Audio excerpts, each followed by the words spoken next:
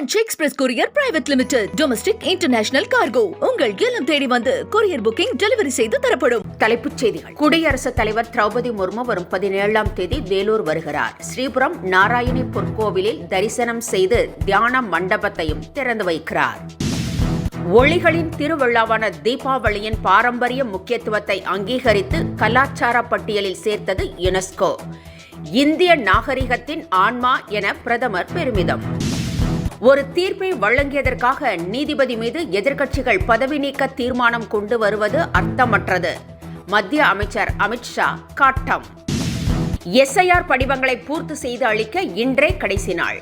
தமிழகத்தில் வாக்குச்சாவடிகளின் எண்ணிக்கை 75,035 அதிகரிப்பு. லஞ்ச ஒழிப்பு இயக்குநர் அபய்குமார் சிங்குக்கு கூடுதலாக சட்டம் ஒழுங்கு ஒதுக்கீடு. பொறுப்பு டிஜிபி வெங்கட்ராமன் மருத்துவ விடுப்பில் இருப்பதால் கூடுதலாக ஒதுக்கீடு. இனி விரிவான செய்திகள். குடியரசுத் தலைவர் திரௌபதி முர்மு வரும் 17ஆம் தேதி வேலூர் வருகை தருகிறார். அங்குள்ள ஸ்ரீபுரம் நாராயணி பொற்கோவிலுக்கு அவர் வருகை தரவுள்ளார். அவருடன் ஆளுநர் RN ரவி, மத்திய இணை அமைச்சர் L முருகன் ஆகியோரும் வருகை தரவுள்ளனர். ஸ்ரீ நாராயணி அம்மன் 1800 கிலோ வெள்ளியால் அமைக்கப்பட்ட விநாயகர், சொர்ணலட்சுமி பெருமாள் கோவில்களில் அவர் தரிசனம் செய்கிறார்.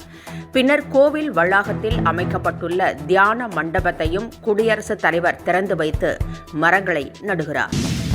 ஒளிகளின் திருவிழாவான தீபாவளியின் பாரம்பரிய கலாச்சார பின்னணியின் முக்கியத்துவத்தை அங்கீகரித்து அதை கலாச்சார பட்டியலில் யுனெஸ்கோ சேர்த்திருக்கிறது. இதனால் இந்தியாவிலும் உலகெங்கிலும் உள்ள மக்கள் மகிழ்ச்சி அடைந்திருப்பதாக பிரதமர் நரேந்திர மோடி தனது எக்ஸ் தளத்தில் பதிவிட்டுள்ளார்.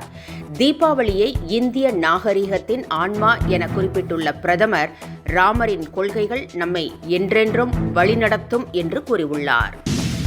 எஸ்ஐஆர் படிவங்களை பூர்த்தி செய்து அளிக்க இன்றே கடைசி நாள். தமிழகம் உள்ளிட்ட 12 மாநிலங்களில் எஸ்ஐஆர் எனப்படும் வாக்காளர் பட்டியல் சிறப்பு திருத்தப் பணிகள் நடைபெற்று வருகின்றன. இதற்காக விண்ணப்பங்கள் அளிக்கப்பட்டுள்ளன.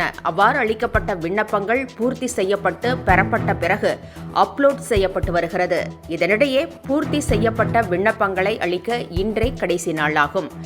தமிழகத்தில் வாக்குச்சாவடிகளின் எண்ணிக்கை 68,467 தற்போது 75,035 அதிகரிக்கப்பட்டிருப்பதாக தலைமை தேர்தல் அதிகாரி அர்ச்சனா பட்நாயக் அறிவித்திருக்கிறார்.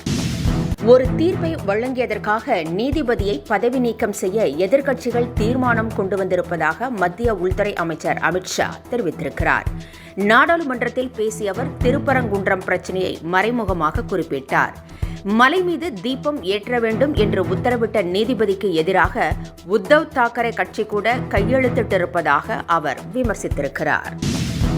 மக்களவையில் வாக்கு திருட்டு குறித்த அமித்ஷாவின் பதிவில் பதற்றம் தெரிவதாக ராகுல் குறிப்பிட்டுள்ளார்.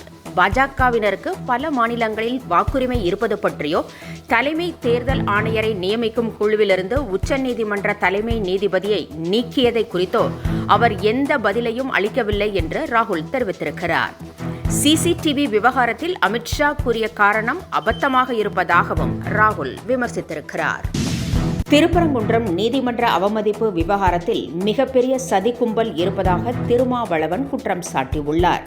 இந்த வழக்கில் மத்திய உள்துறை செயலரை நீதிபதி GR சாமிநாதன் இணைத்திருப்பது உள்நோக்கம் கொண்டது என்று திருமாவளவன் தெரிவித்தார். அவருக்கு பின்னால் ஒரு சதி கும்பல் வேலை செய்வதாக தோன்றுகிறது என்றும் அவருக்கு எந்த வழக்கையும் சென்னை உயர்நீதிமன்றம் ஒதுக்கக்கூடாது என்றும் திருமாவளவன் வலியுறுத்தியுள்ளார். மேலும் நீதிபதி GR சாமிநாதன் தானாக முன்வந்து பதவி விலக வேண்டும் என்றும் தெரிவித்திருக்கிறார். ரஜினிகாந்த் நடித்து மக்களின் பெரும் ஆதரவை பெற்ற படையப்பா ரீரிலீஸ் செய்யப்படுவதை ஒட்டி அதற்கான ட்ரெய்லர் வெளியிடப்பட்டுள்ளது. பிரபல நட்சத்திரங்களின் படங்கள் ரீரிலீஸ் செய்யப்பட்டு வருகிறது.